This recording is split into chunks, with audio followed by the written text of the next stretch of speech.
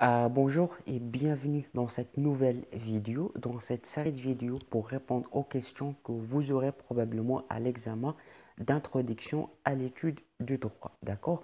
Donc, on est arrivé à la troisième question. Donc, au cas où vous aurez cette question à l'examen, définir et voilà, et présenter les classifications du droit subjectif. D'accord? Donc, pour répondre à cette question, on va voir la signification et la définition du droit subjectif et on va voir les classifications du droit subjectif. D'accord? Donc, voilà, pour vous définir, vous dire c'est quoi la signification du droit subjectif, tout simplement, le droit subjectif, c'est l'ensemble des prérogatives reconnues aux particuliers dans la société. C'est tous les prérogatives dont un individu est propriétaire dans la société. C'est-à-dire, par exemple, le droit de vote, le droit d'aller à l'école, le droit de vivre, le droit de s'exprimer, le droit d'acheter un bien, le droit de s'inscrire à une université, le droit de travailler. Donc, c'est tous les prérogatives reconnus à un individu. D'accord? Donc, ce qu'il faut savoir aussi, c'est que ces prérogatives reconnues à un individu, il faut toujours qu'il respecte les règles du droit objectif. Il faut toujours les respecter. C'est toujours dans le cadre du droit objectif.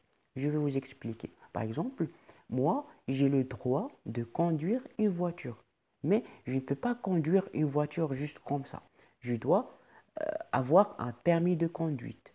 D'accord? Donc, parce que le droit objectif dit que pour conduire une voiture, je dois avoir un permis de conduite. Donc, même si j'ai le droit de conduire une voiture, je ne peux pas la conduire sans permis. Je dois respecter je dois respecter les notions, bien les règles du droit objectif. D'accord? Donc, c'est ça la signification du droit subjectif.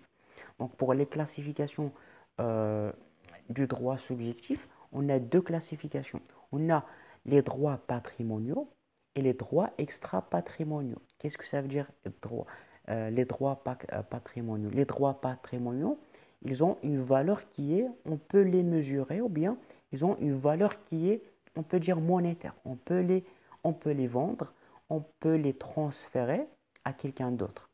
D'accord? Ils sont transmissibles.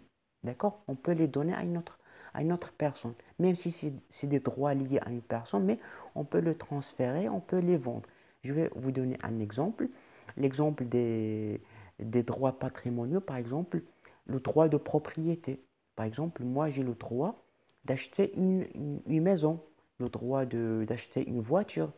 Je peux acheter cette voiture, je peux la vendre par la suite, même si c'est ma voiture, c'est inscrit dans les papiers que c'est ma voiture, mais je peux la vendre par la suite, je peux la donner à quelqu'un d'autre.